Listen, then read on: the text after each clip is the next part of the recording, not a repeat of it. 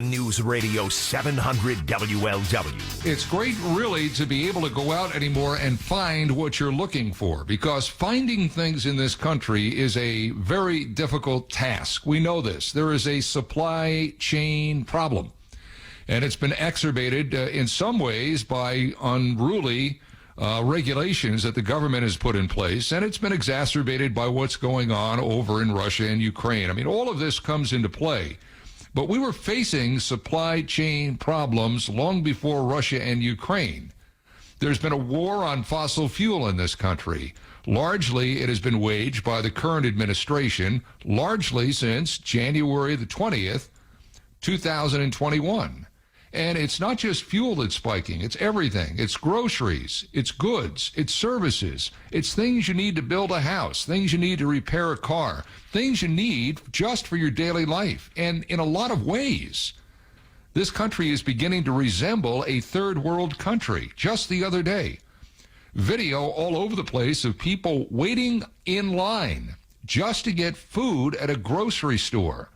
We used to scoff at things like that back in the 80s. We used to say, that's the Soviet Union. That could never happen here. But apparently it's beginning to happen.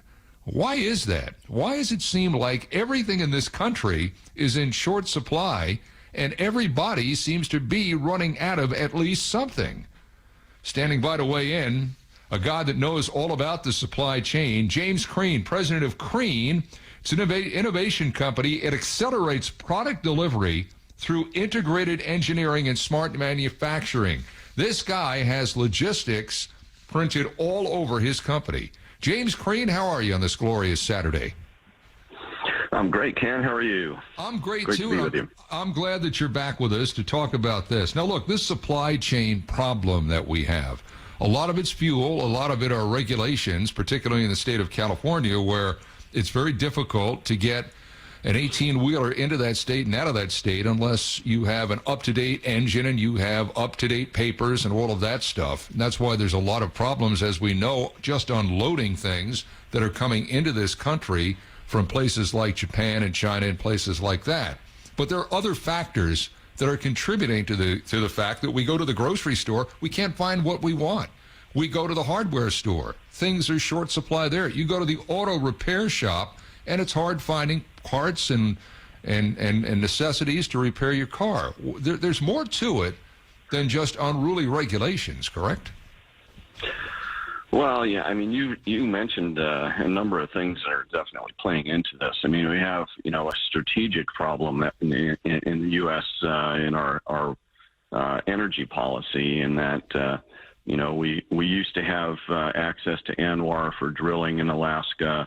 And we used to have, an energy policy that made us energy independent, and we were a net exporter of oil and natural gas.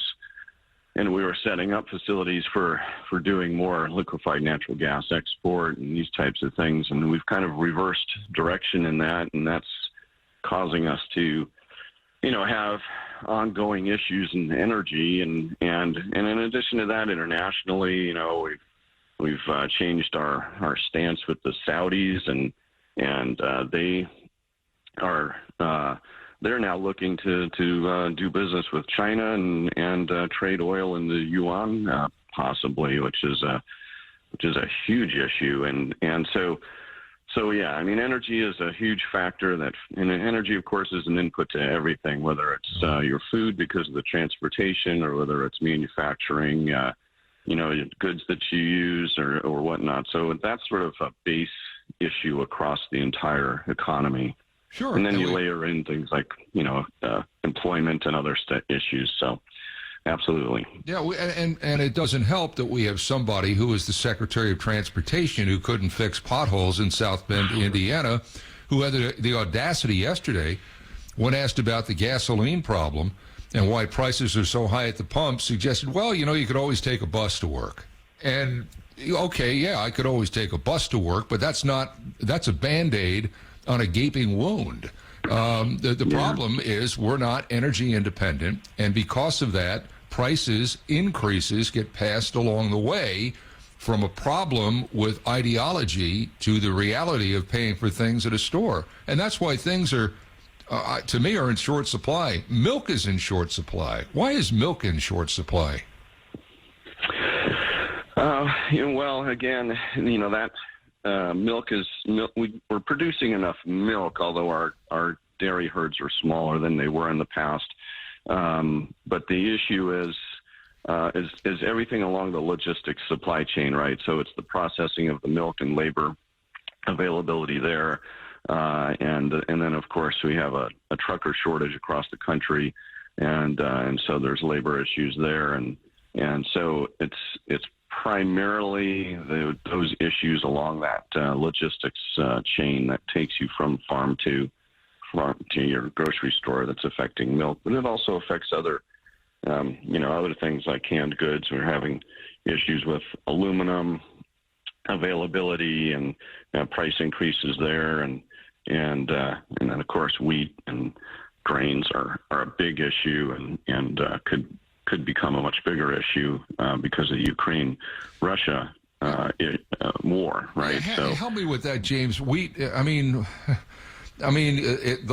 lush cornfields of the Midwest in Nebraska, or even in the East Coast of New Jersey, the wheat fields of Kansas. One would think that a war on the other side of the planet really wouldn't affect that, because America has always been bountiful with its ability to produce its own food. But yet I'm reading the same thing you're reading as well. Wheat, corn, soybeans, oats, all going up and up and up. And you just mentioned they may be not just more expensive, but in short supply. We grow our own. Why is that going to be a problem? Well, it's the global market, right? So Ukraine and Russia combined export probably, 20 to 30% of a lot of these commodities like wheat and corn. Soybeans is even higher. And then the other issue, of course, is that Russia actually produces a significant amount of the fertilizer that's used around the world.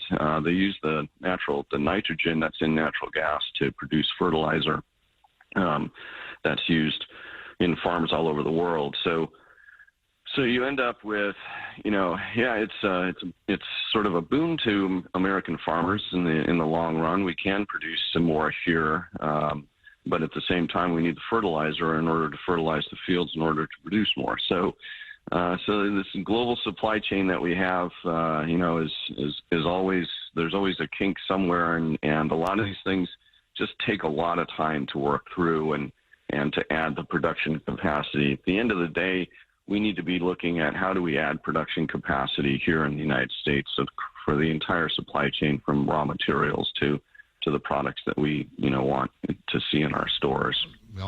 James Crean is our guest, supply chain expert, runs his own company, understands the logistics of all of this. We've hit on a number of problems. One, the last one you just touched, there's a large segment of this country that simply doesn't want to work anymore, and we have now tens of millions of unfilled jobs, some of which I'm sure would lead to solving the problem along the supply chain. We have energy issues in this country. We've talked about those. It's a global economy, so we are beholden to places that we simply don't like, just bad actors like Russia for things, as you mentioned, fertilizer. But this wasn't if it was a problem, it wasn't a problem to the degree that it's a problem now. Previous administration, under Trump, not a problem. Even under Obama, really not a problem. Under Bush, somewhat so, but not the extent to what it is a problem now. Is this the great convergence here of all of these things now just coming and taking root and blossoming? Or do we have something that's even greater than that's going on here, than just perhaps an administration that doesn't understand how to tackle this thing? In your opinion, is this just the perfect storm? It's a bit of both. There's a combination of things that are coming together. We've just had sort of non-strategic policy thinking that's been implemented along the way, and then we have the pandemic obviously was no help to issues with regards to labor, and it's created an environment where there are fewer people that want to work or changing the way they work. there's actually a large shift to entrepreneurialism. A lot of people are starting their own companies rather than going back to work. As the pandemic restrictions and stuff have changed, you have changes in the global supply chain. We're working with a lot of companies that are, moving their supply chains back to the United States. They're moving their production back to the United States. These are really great things, and we're helping them to create very efficient and effective production operations that are, that can compete with the best of global manufacturers anywhere in the world, producing stuff that's cheaper, better, and faster, and quite honestly, serves the local market much more effectively with customized products. So, but that's that all of that takes time to shift. I think in the end, we're going to have a more efficient economy, but unfortunately, that economy is going to become more efficient because of the challenges that we've put on it. So, yeah, there's changes in demographics, there's changes in the way people think, and want to work. But at the end of the day, we're a strong America, and we're going to figure out how to solve these problems. But it does take a little bit of time to make these adjustments. Yeah, no, and I think you and I have talked about this in the past, and you just alluded to it. I think the days of getting a product from point A to destination of consumer, and again, you can correct me if I'm wrong here because this is your business. I think those days are waning. I think maybe what we're going to see are hubs around the country, not unlike what airlines do, where it's not necessarily a product that's coming in from, you got to wait for the boat to come to China, get unloaded from China, have that truck go through California, come to Cincinnati. It might be where there's a hub point, for example, Indianapolis, that might serve 5 or 6 other major cities. And that might help the process of getting goods to people that are having trouble getting goods right now. I know they still have to eventually get into this country or get from East Coast, West Coast, but it may not be the laborious task that it's been in the past. I think that's what you were alluding to a little bit there in your last answer. Yeah, absolutely. And the thing is produce local is kind of our mantra, right? I mean, we're working with a building products company that, we're looking at, how do we change their cycle time from order to delivery for custom products to go from, 20 days, 20 or 30 days to produce it down to 1 or 2 days. Mm-hmm. And when you do that, you don't need the whole infrastructure of distribution centers in between, and you can just deliver stuff directly from manufacturer straight to the consumer or the business that's needing it. So you eliminate a lot of the inefficient distribution and logistics that happens in between.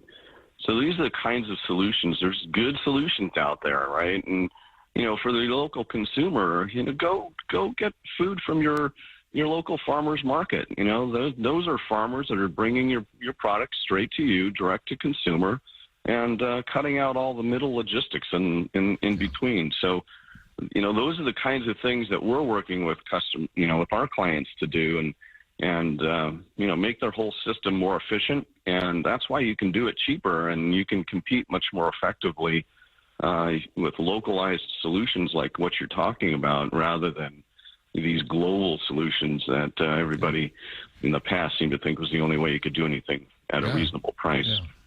Problems bring opportunities. Man, do we have a lot of opportunities.